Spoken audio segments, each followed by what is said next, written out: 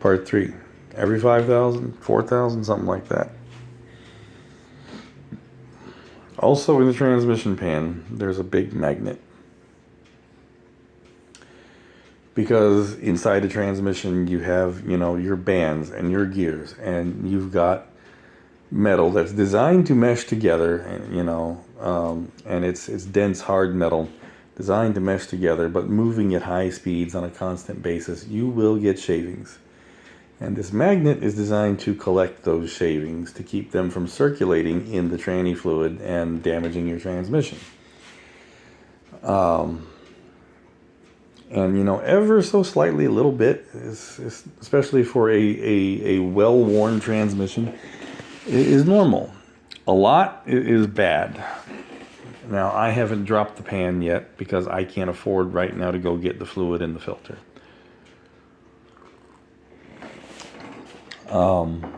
So I don't know what the issue is. All I know is when I put the truck in gear, it is not going under its own power. Now, my truck is an 81. It is what I prefer to drive.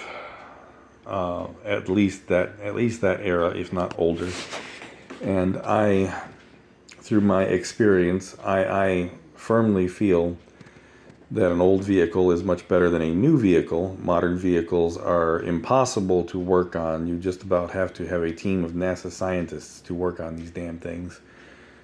They're impossible to diagnose because they have 10,000 sensors between the bumpers, and when you take it to the shop or take it to a dealer, instead of actually getting in there to try to find the problem, it's so hard to find the problem that they plug up a computer to the car's computer. The two computers interface, and the car's computer tells your computer, what's wrong. But that oftentimes leads you down a rabbit hole that you don't need to go down, because one or two of these sensors can be off calibration, and the car's computer can give you false readings, false diagnosis. So you end up having this chain of codes, and you've got to, follow along this chain of codes one by one until you figure out actually what the problem is. I hate new cars. They are not designed to last. They are not durable. In my opinion, they are not dependable. It's one of those things that it's good while it works, but when it stops working, it is a nightmare. I can and have, torn down the front of an engine and put it back together on the side of a road in the middle of the night, and then drove another 120 miles home in a 74 Ford F-100 pickup truck. You cannot do that with a modern vehicle. Not happening. So I vastly prefer an older vehicle. The one downside to driving an older vehicle is you're driving an older vehicle with older parts. Parts that have a lot of wear and tear. And if you cannot afford to maintain parts or replace parts that are worn out, you can end up in a bad situation. And I've always been able to take care of my older vehicles. I've always had, I've always had at least two. It's always been at least my vehicle and my ex-wife's vehicle, and when I'm by myself, I've always tried to maintain at least two running vehicles. That way, if I did have a problem with one, I have something else to drive, and I can go and get parts without having to rely on somebody else. I don't have the ability to do that right now. The two running vehicles are my truck and my folks' Jeep. To get technical, my folks' Jeep is my Jeep, but they drive it.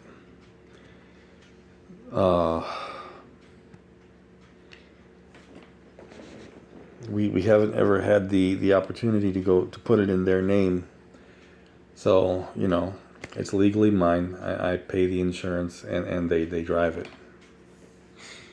we were working towards getting it set so that they can, get their own insurance, and then we can put it in their name. But I still couldn't afford to maintain 2 vehicles right now. I can't afford to maintain one.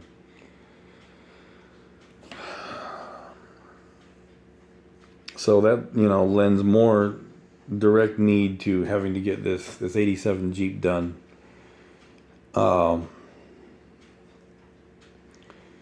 Because I don't know what the deal is with transmission in my truck.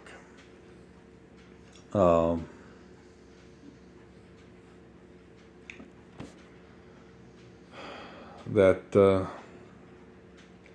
engine that's in there, that thing is running beautiful. I drive that truck to the moon and back, but I don't know what the deal is with the transmission. Hopefully it's not anything serious. And I mean, again, these old trucks, old vehicles, you can have problems and still go thousands and thousands and thousands of miles on serious problems.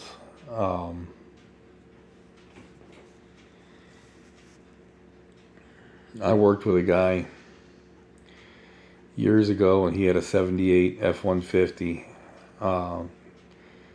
Had a 306 in it, same motor I got in mine, and it was knocking. And he daily drove that thing every day, 45 miles round trip to and from work every day. Took it on trips, drove it everywhere. The motor was knocking. And, some of the guys at work started calling him knock knock, because the motor was knocking. And usually when an engine starts knocking, that's not good. But I mean, those old Ford 300s, you can drive them things 20 years with an engine knock, and they just keep right on going.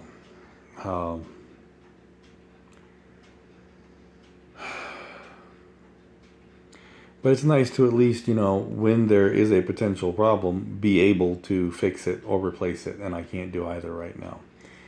I am going to adjust the GoFundMe page this weekend to reflect my vehicular needs. Because I've got to get back on the road as soon as possible. My mom's in the hospital. We need more than one person that can drive. As soon as I get my insurance, I may have to go get glasses and start driving, if I can, and not finish the laser and injections on my eyes, because I can't keep doing this. I've got to be on the road.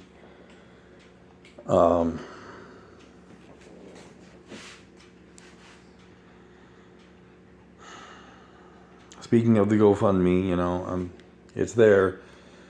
I absolutely hate constantly pushing it.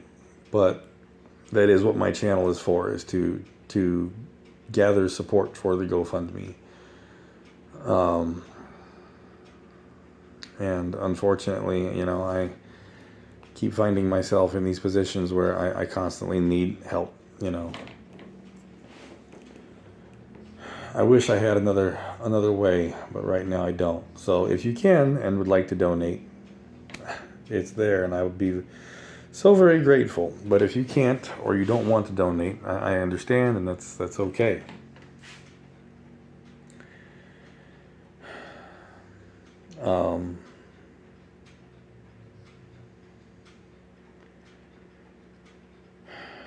You have no idea how bad I want to get on here and make a video to let you all know that I can finally suspend my GoFundMe campaign. I don't need it anymore. I dream about being able to do that.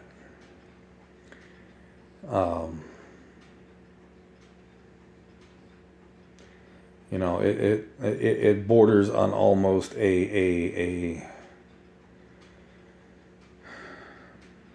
one of those type of dreams. It's that good. It's that kind of dream where, I want that so bad. But I'm not there yet. I'm